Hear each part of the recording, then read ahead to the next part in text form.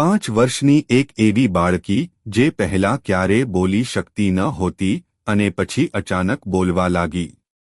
પ્રિય ભક્તો, આજનો વિડિયો તમને માત્ર હેરાન જ નહીં કરે પરંતુ વિચારવા અને વિશ્વાસ કરવા માટે પણ મજબૂર કરી દેશે। હા પ્રિય ભક્તો, આજનો વિડિયો એવો જ વિડિયો છે કે જેને સાંભળીને તમે માનશો કે આ દુનિયામાં હોની અને અનહોની ક્યારે પણ અને ક્યાંય પણ થઈ શકે છે। પ્રિય ભક્તો, શું થયું જ્યારે એક 5 વર્ષની મૂંગી બાળકી અચાનક બોલવા લાગી અને તેણે કહ્યું કે મને ખબર છે કે પ્રેમાનંદ મહારાજ પાછલા જન્મમાં કોણ હતા। આ સાંભળી સૌ કોઈ જેણે પણ સાંભળ્યું તે હેરાન રહી ગયા। હોઈ શકે છે પ્રિય ભક્તો તમને આ કાલ્પનિક વાર્તા લાગે પરંતુ આ સત્ય છે। આત્મા અજર છે, અમર છે અને ક્યારેય મરતી નથી। તો આગળનો જન્મ, પાછલો જન્મ આ પણ તો સત્ય જ છે। અને તમને જણાવી દઈએ કે આ વાર્તા પણ એક સત્ય ઘટના પર જ આધારિત છે। આ વાર્તાથી એ જાણ થાય છે કે મૃત્યુ માત્ર શરીરનું જ થાય છે। માણસનું માત્ર શરીર મરે છે, આત્મા તો અમર હોય છે।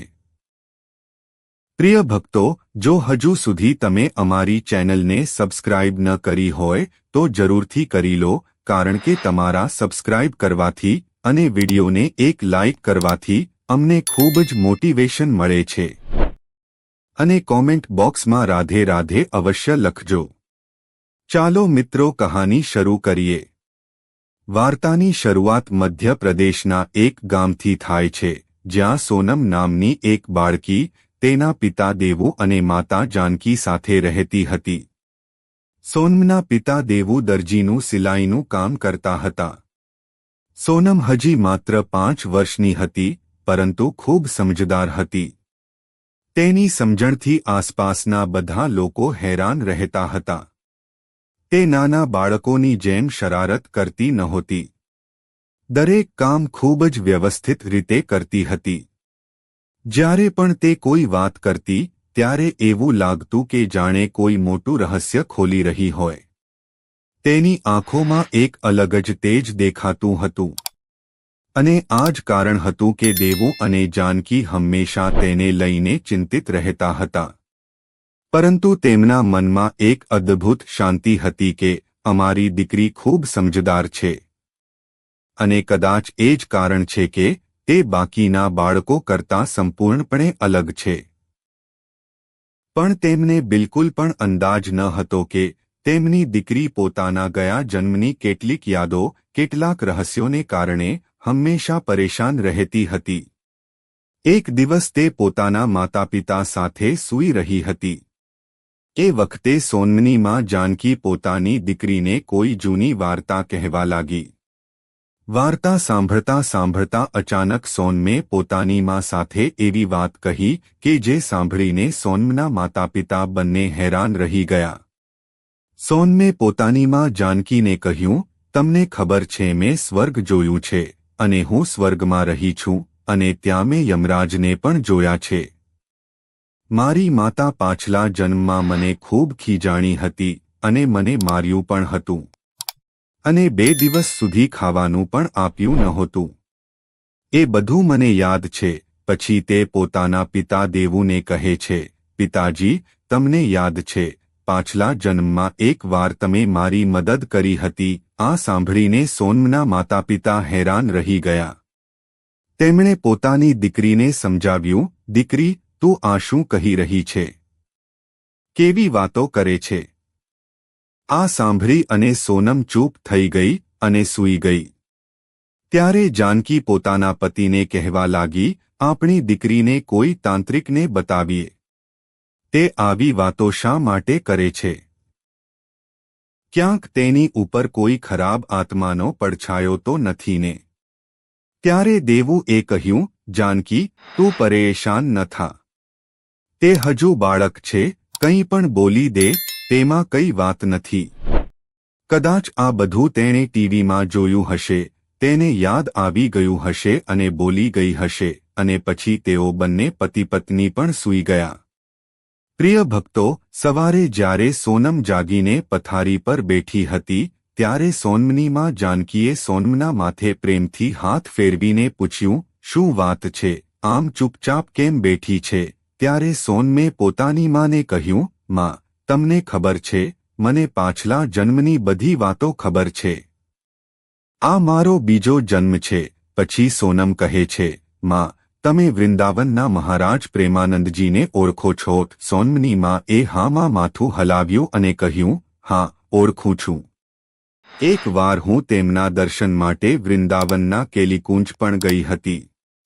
પણ ત્યારે તારો જન્મ નહોતો થયો, તું મારા ગર્ભમાં હતી એવું કહીને જાનકી મનમાં સ્મિત કરી ઉઠી, જાણે તે આ ક્ષણે પ્રેમાનંદજીના સાક્ષાત દર્શન કરી રહી હોય. ત્યારે સોનમે પોતાની માને કહ્યું, માં, તમને ખબર છે, તેમનો પણ આ પુનર્જન્મ છે.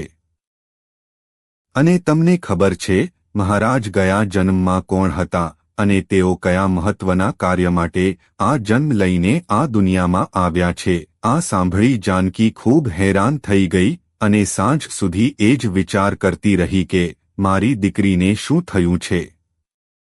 સાંજે ભોજન કરીને સોનમ પોતાના માતાપિતા સાથે સૂઈ ગઈ.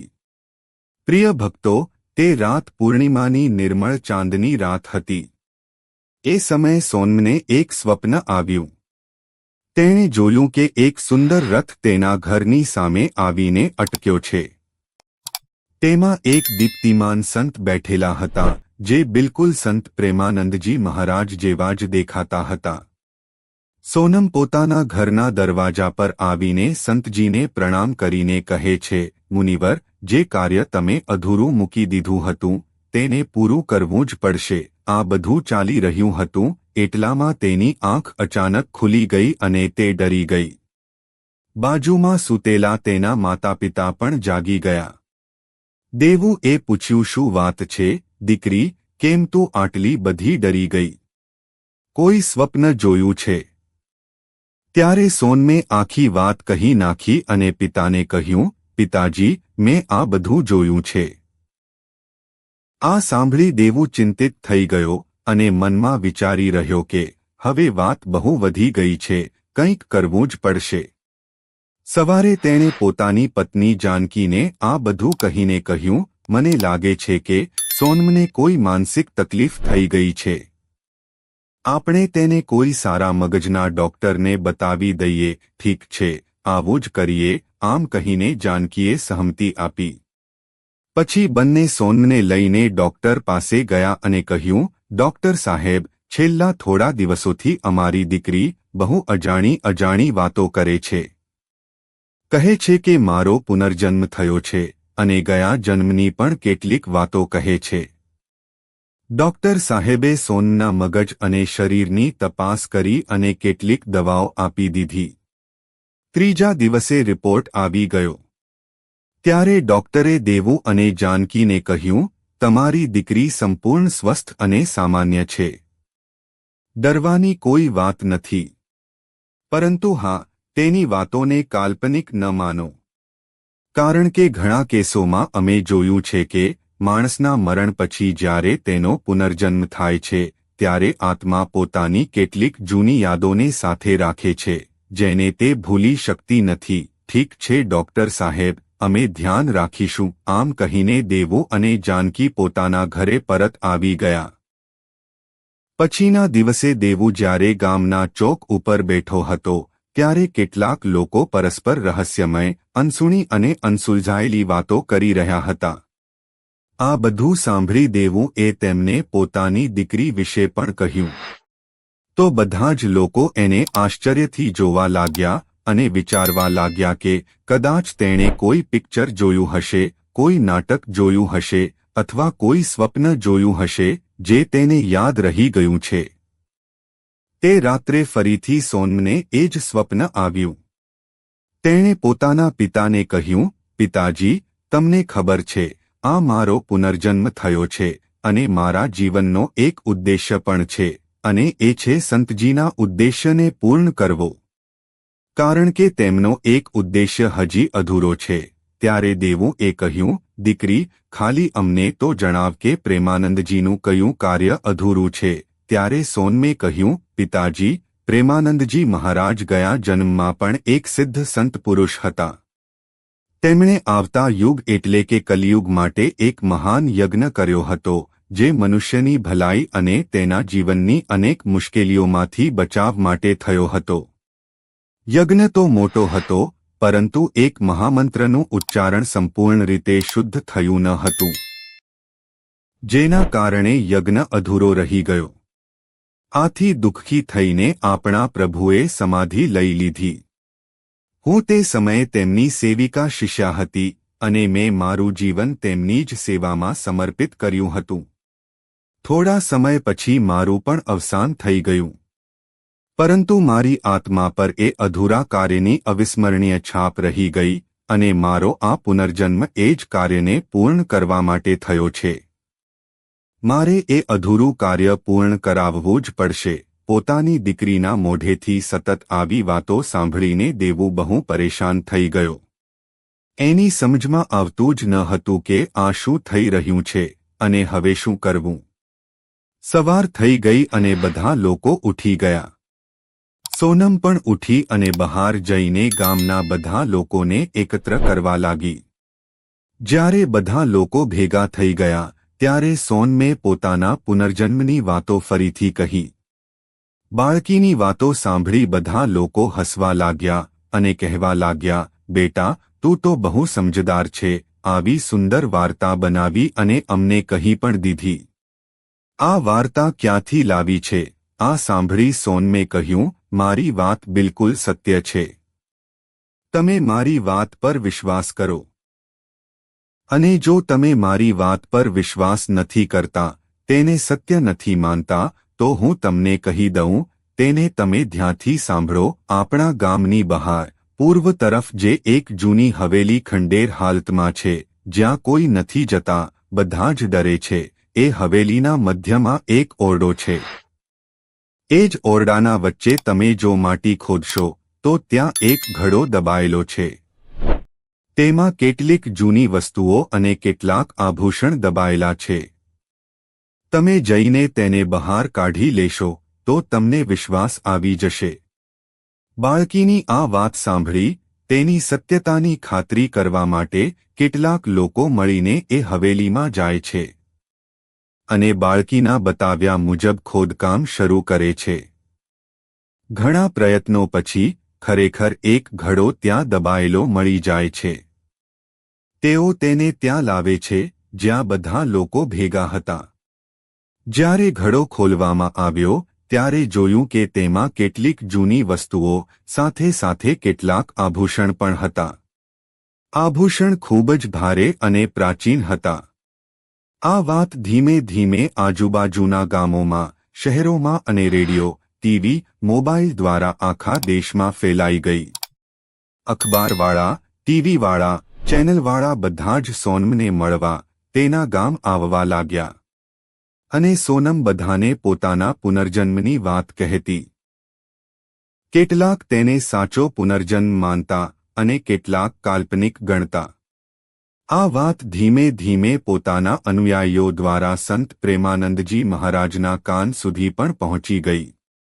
એક દિવસ એક ટપાલી દેવુના ઘરે આવ્યો અને એક ચિઠ્ઠી આપી ગયો. જ્યારે દેવું એ ચિઠ્ઠી ખોલીને વાંચી તો ખબર પડી કે વૃંદાવનના સંત પ્રેમાનંદજી મહારાજે બાળકી અને તેના પરિવારને વૃંદાવન સ્થિત કેલીકુંજ ખાતે બોલાવ્યા છે. આગળના દિવસે દેવું પોતાની પત્ની અને દીકરી સોનમને લઈને વૃંદાવન જવા નીકળ્યો. 2 દિવસનું પ્રવાસ પૂરો કરીને દેવું પોતાની દીકરીને લઈને અંતે પ્રેમાનંદજી મહારાજના આશ્રમમાં પહોંચી ગયો. સોનમે જોયું કે મહારાજ પ્રેમાનંદજી મહારાજ પોતાના સ્થાન પર વિરાજમાન છે. સોનમે હાથ જોડીને પ્રણામ કર્યા અને બેસી ગઈ. પ્રેમાનંદ મહારાજે, જેમ તેઓ હંમેશા મીઠી સ્મિત સાથે હસે છે, તેમ હસીને કહ્યું, બેટા, બોલ, શું કહેવું છે? ત્યારે સોનમે કહ્યું, મુનિવર, હું અહીં તમારી પાસે કંઈ માંગવા આવી નથી, પરંતુ તમને એ યાદ અપાવવા આવી છું કે તમે ગયા જન્મમાં જે કાર્ય અધૂરું મૂકી દીધું છે તેને પૂર્ણ કરો. આ સાંભળીને મહારાજ ચોંકી ગયા અને પૂછ્યું, કયું કાર્ય અધૂરું મૂકી દીધું છે, તું જ કહી દે. ત્યારે સોનમે મહારાજજીને ગયા જન્મની આખી વાત કહી. તમે ગયા જન્મમાં એક મહાન સંત હતા અને ભવિષ્યમાં આવનારી કુદરતી આપદાઓને રોકવા માટે અને મનુષ્ય જીવનના ઉદ્ધાર માટે તમે એક મહાન યજ્ઞ કર્યો હતો.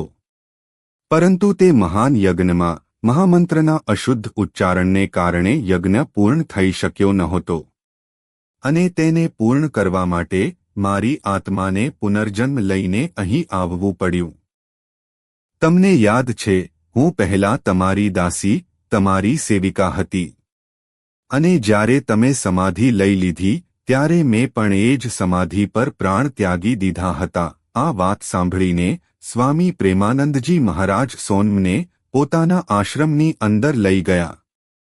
ત્યાં સોનમને એક જૂનો ફોટો બતાવ્યો અને ત્યાં હાજર બધા લોકોએ જોયું કે તે જૂના ફોટામાં જે સંત છે તેઓ બિલકુલ પ્રેમાનંદજી મહારાજ જેવા જ દેખાતા હતા. ત્યારે પ્રેમાનંદજી મહારાજે કહ્યું, આ ફોટો મારા ગુરુદેવએ મને ભેટમાં આપ્યો હતો અને મને કહ્યું હતું કે એક દિવસ આ ફોટાનું રહસ્ય તારી આગળ અવશ્ય ખુલશે. પરંતુ હું આ ફોટાનું રહસ્ય આજ સુધી સમજી શક્યો નથી. આ સાંભળી સોનમે ગયા જન્મની કડીઓને વાર્તાની જેમ જોડવાનું શરૂ કર્યું અને અંતે કહ્યું, હું તમને એ ગુપ્ત મંત્ર કહું છું જેનો ઉચ્ચારણ શુદ્ધ ન હોવાથી યજ્ઞ અધૂરો રહી ગયો હતો. મહારાજ પ્રેમાનંદજી પોતાના પૂજાગૃહમાં ગયા. સોનમ પણ તેમના સાથે જ હતી.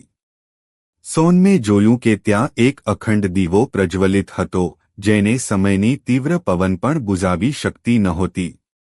અને એ દીવો હતો મહારાજ પ્રેમાનંદજીનો સંકલ્પ, અમારા સનાતન ધર્મને બચાવવાનો. શ્રી રાધા રાણીના નામજપને દરેક હિન્દુ ભાઈ બહેનના મનમાં સ્થાપિત કરવાનો. પશ્ચાત્ય વેશભૂષાનો બહિષ્કાર કરાવવાનો. આપણી પરંપરાગત પહેરવેશ પ્રત્યે આપણા યુવા બહેનો દીકરીઓને જાગૃત કરવાનો. ભારતમાં મળી રહેલી સ્વતંત્રતાના અધિકારોની આડમાં થઈ રહેલા વ્યભિચારને રોકવાનો. દેશમાં ચાલી રહેલી બુરાઈઓને સ્પષ્ટ કહી શકવાનો અને કેટલો પણ વિરોધ કેમ ન થાય પોતાની સચ્ચાઈ પર અડગ રહેવાનો. હવે બાળકી કહે છે, હે મહારાજ, આ જ એ કાર્યો છે જે ગયા જન્મમાં પૂર્ણ થઈ શક્યા નહોતા અને હવે તો તમારે તેને પૂર્ણ કરવા જ પડશે. આમ કહીને સોનમ પોતાના માતાપિતા સાથે ગામ પરત આવી ગઈ અને એક સામાન્ય બાળકીની જેમ પોતાના પૂર્વજન્મનું બધું ભૂલીને રહેવા લાગી. તે બાળકો સાથે હસતી, રમતી, શાળાએ જતી, હોમવર્ક કરતી અને માતાની ગોદમાં માથું રાખીને સૂઈ જતી. પ્રિય ભક્તો, હોઈ શકે છે તમને આ વાર્તા કાલ્પનિક લાગે, પરંતુ પૂજ્ય પ્રેમાનંદજી મહારાજ જેવા સિદ્ધ મહાપુરુષ આ જગતમાં બહુ ઓછા જન્મે છે અને તેમના જીવનનો કોઈ ખાસ ઉદ્દેશ્ય હોતો જ હોય છે. શું તમને એવું નથી લાગતું કે પૂજ્ય પ્રેમાનંદજી મહારાજનો ઉદ્દેશ્ય ફરી એકવાર સનાતન ધર્મની નબળી પડી રહેલી જડોને મજબૂત કરવાનો છે? જો હા, તો ચેનલને સબસ્ક્રાઇબ કરીને વિડિયો લાઇક કરો અને મારી વાતને સમર્થન આપો, કારણ કે સાચા સનાતનીઓનું એકત્રિત થવું આ સમયે અત્યંત જરૂરી છે. ભક્તો, કમેન્ટ બોક્સમાં અવશ્ય જણાવો તમે આ વિડિયો ક્યાંથી જોઈ રહ્યા છો અને શું તમે પુનર્જન્મમાં વિશ્વાસ રાખો છો કે નહીં. અને કોમેન્ટ બોક્સમાં રાધે રાધે લખવાનું ભૂલશો નહીં.